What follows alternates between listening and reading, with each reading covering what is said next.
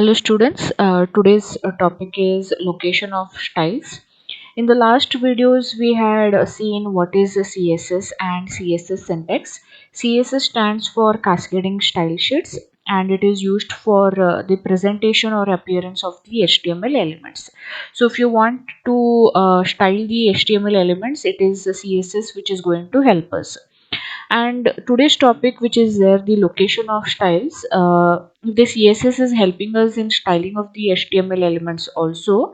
It will style in different locations. So we'll be studying in which all location it will help us to style. Actually, there are three types of style sheets, different types of style sheets. The first one is the author created style sheets, what we are learning in this presentation. Second is the user style sheets, allow the individual user to tell the browser to display pages using that individual's own custom style sheet. This option is available in a browser, usually in its accessibility options area. So the second type which is there, the user style sheets, this is available in the browser's accessibility option area. So the any individual can use his own custom style sheet by using this option. And this option is available in the browser and that also where in the accessibility options area. So the second one belongs to the browser as well as the individual custom style sheet. The third one which we have is the browser style sheet. It defines the default styles the browser uses for each HTML element. So the third one which is there, it depends on the browser style sheet and how the browser wants the HTML elements to appear. So there are three different types of style sheets: author created style sheets, user style sheets, and the browser style sheets. In that we'll be studying only the first one, which is the author created style sheets.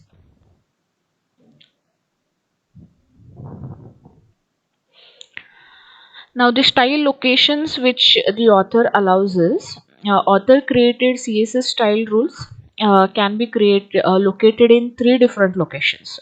So the author created CSS style rules which are there, they are available in three different locations. We'll see which all locations they are available. CSS style rules can be located in three different locations and they are inline, embedded and external, and we can combine all three. So inline style sheet is there, embedded style sheet as well as external style sheet. We'll see the first one, inline styles. In the inline style sheets, style rules placed within an HTML element via the style attribute. So inline styles, you can style an HTML element by using the style attribute here. Here is an example of using inline style sheet. Here we have the heading H1 and in the H1 you have written share your travels, and second heading is there H2. For H2 you are using the style font size as 24 point, description, and H2 again one more heading is there, style font size 24 point and font weight is bold, and the second heading is reviews. So what will happen here is you have styled the H2 element here by directly using the style attribute. So when you are using the style attribute, you can say that it is an inline style sheet, inline style or internal styles example. An inline style only affects the element it is defined within and will override any other style definitions for the properties used in the inline style. So if anywhere else you all are styling the elements which are styled in using the style attribute, that will override the other style attributes. Using inline styles is generally discouraged since they increase bandwidth and decrease maintainability.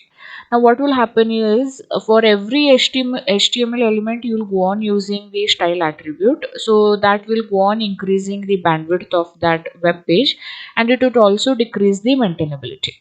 So this is not much used, this style sheet is not much used and it is very discouraged style sheet. Then inline styles can however be handy for quickly testing out a style change. If you want to just check out a particular style change, then you can use this inline styles. Otherwise most of the times it is not used much, it is rarely used.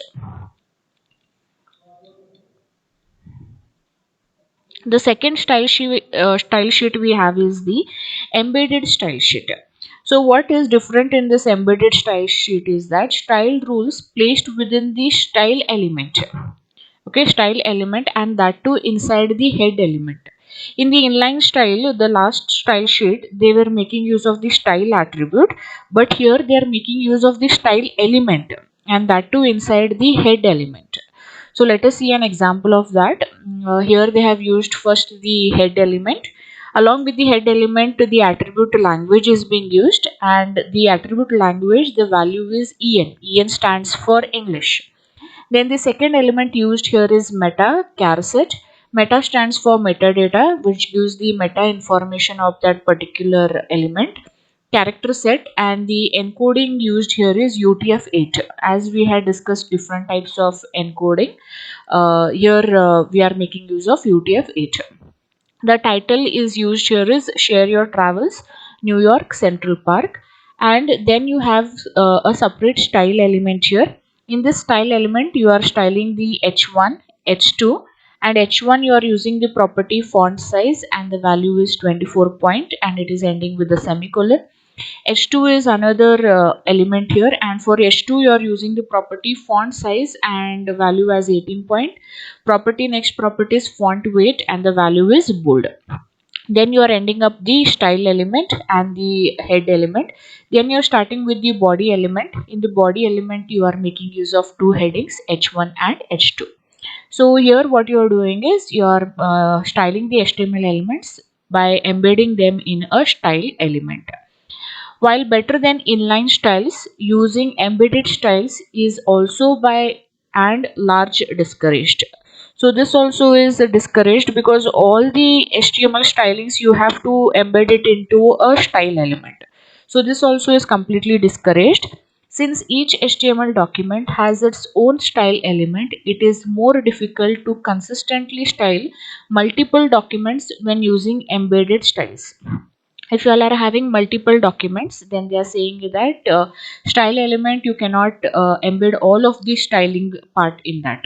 So this style sheet also is not used much, and this is the here we had the inline styles, and the second one is the embedded style sheet. Let us check out the third style sheet. The third style sheet is external style sheets. Okay, so what it is done in external style sheet is that style rules placed within an external text file with the .css extension. So whatever styling coding is there, that you have to write it in a separate text file, and that text file you have to name it, and that text file's extension should be .css. As the name itself suggests that it is an external style sheet, so you will be making use of an external file, and that too also with that given extension. So let us see an example for that. You have an head element along with the attribute language, and value is English. Then again you are making use of the char set UTF-8. Title is there, Share Your Travels, New York Central Park. And what they are making use of next in the red letters is that making use of the element link, and attribute here rel is relation, and the value is style sheet. So they are saying that in this particular element you are going to refer to a style sheet, and that style sheet url or the link or the file name which is there, you are giving it as value to the attribute href. So this says that in this particular document you are going to make use of an external style sheet, and that style sheet or that text file name is styles.css. So whatever coding you write in this particular program, that program will get the styling from this particular text file. So immediately all those coding which is there in this particular text file will get incorporated to your HTML document. So the presentation part or the appearance part of those HTML elements will be in this styles.css. When you run your particular HTML document, those all stylings will get embedded to your particular document. So example is referencing an external style sheet. This is by far the most common place to locate style rules because it provides the best maintainability. That means if I want to do some changes for an styling of an HTML element, I need not do it for the entire HTML document. I have to just change or just update it in the styles.css. When you make a change to an external style sheet, all HTML documents that reference that style sheet will automatically use the updated version. So whatever updation you want to do, you need not do it in your HTML document. You can directly do it in your CSS document, and the HTML document will refer to the updated version of that CSS document. The browser is able to catch the external style sheet, which can improve the performance of the site. So the performance of the site also will be improved when a browser is making use of an external style sheet. So these were the three location of styles that CSS makes use of. First one is the inline style sheets. We'll come back to that. First one is the inline style sheets, which make use of the style attribute. This is not much used. Second one is the embedded style sheet, which makes use of the style element itself. This also is discouraged. And the third style sheet, which is their external style sheet, this is the most common style sheet, and it consists of no elements or attributes, just a text file with .css extension. You have to just mention that text file by using the href attribute. So this was about the location of style sheets using CSS.